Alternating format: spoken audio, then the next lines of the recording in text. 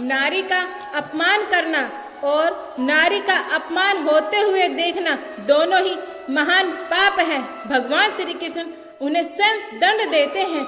इतिहास साक्षी है उस महान भारत का जिसमें स्त्री के अपमान से महाभारत बन गई। दुशासन ने उस अबला स्त्री को दिखाकर अपनी जंघा ठोकी थी तो उसकी जंघा तोड़ दी गई। दुशासन ने छाती ठोकी तो उसकी छाती फाड़ दी गई। महारथी कर्ण ने एक असहाय स्त्री के अपमान का समर्थन किया तो श्री कृष्ण ने असहाय दशा में ही उसका वध कराया। भीष्म ने यदि प्रतिज्ञा में बंध कर एक स्त्री के अपमान को देखने का सहन करने का पाप किया तो असंख्य तीरों में बिंध कर उसने पूरे कुल को एक एक कर मरते हुए भी देखा। भारत का कोई बुजुर्ग अपने सामने अपने बच्चों को मरते नहीं देखना चाहता, पर भीष्म ने अपने सामने 4 पीढ़ियों को मरते देखते रहे। जब तक सब देख न लिया तब तक मर भी न सके, यही उसका दंड था। धृतराष्ट्र का दोष था पुत्र मोह, तो 100 पुत्रों के शव को कंधा देने का दंड मिला। उन्हें 100 हाथियों के बराबर बल वाला धृतराष्ट्र सिवाय रोने के और कुछ न कर सका। दंड केवल कौरव दल को ही नहीं मिला, दंड पांडवों को भी मिला था, क्योंकि पांडवों ने अपमान होते हुए देखा था। द्रौपदी ने वरमाला अर्जुन के गले में डाली थी तो उसकी रक्षा का दायित्व सबसे अधिक अर्जुन पर था। अर्जुन यदि चुपचाप उसका अपमान देखते रहे तो सबसे कठोर दंड भी उन्हीं को मिला। अर्जुन पितामह भीष्म से सबसे अधिक प्रेम करते थे तो श्री कृष्ण ने उन्हीं के हाथों पितामह की निर्मम मृत्यु दिलाई। अर्जुन रोते रहे पर तीर चलाते रहे। क्या लगता है अपने ही हाथों से अपने अभिभावकों अपने भाइयों की हत्या करने की गलानी से अर्जुन कभी मुक्त हुए होंगे? नहीं, वो जीवन भर तड़पे होंगे। यही उसका दंड था।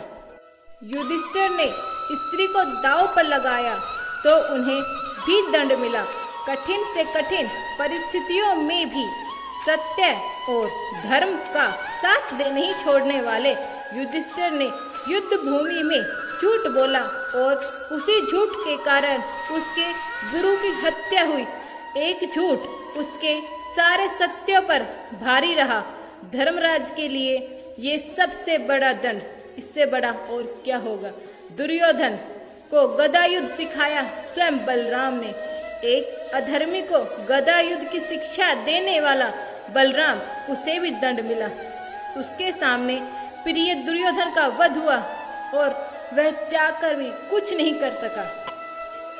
उस युग में 2 योद्धा ऐसे थे जो अकेले सबको दंड दे सकते थे, कृष्ण और बर्बरिक। पर कृष्ण ने ऐसे कुकर्मियों के विरुद्ध शस्त्र उठाने तक से इनकार कर दिया और बर्बरिक को युद्ध में उतरने से ही रोक दिया। लोग पूछते हैं कि बर्बरिक का वध क्यों हुआ? यदि बर्बरिक का वध नहीं हुआ होता तो द्रौपदी के अपराधियों को यथोचित दंड नहीं मिल पाता। कृष्ण युद्ध भूमि में विजय और पराजय तय करने नहीं उतरे थे। कृष्णा के अपराधियों को दंड दिलाने के लिए उतरे थे। कुछ लोग ने कृष्ण का बड़ा महिमा मंडल किया है, पर सुनिए, कर्ण कितना भी बड़ा योद्धा क्यों न रहा हो, कितना भी बड़ा दानी क्यों न रहा हो, एक स्त्री के वस्त्र हरण में सहयोग का पाप इतना बड़ा है कि उसके समक्ष उसके सारे पुण्य छोटे पड़ गए। द्रौपदी के अपमान में किए गए सहयोग ने यह सिद्ध कर दिया और उसका वध ही धर्म था। स्त्री कोई वस्तु नहीं कि उसे दांव पर लगाया जाए। श्री कृष्ण के युग में 2 स्त्रियों के बाल पकड़कर घसीटा गया था। देवकी के बाल पकड़े थे कंस ने और द्रौपदी के बाल पकड़े थे दुशासन ने। श्री कृष्ण ने स्वयं दोनों के अपराधियों का समूल नाश किया। किसी स्त्री के अपमान का दंड अपराधी के समूल नाश से ही पूरा होता है, भले वह अपराधी सबसे शक्तिशाली क्यों न हो। और दंड किसी न किसी रूप में आज भी सभी को मिलता आ रहा है।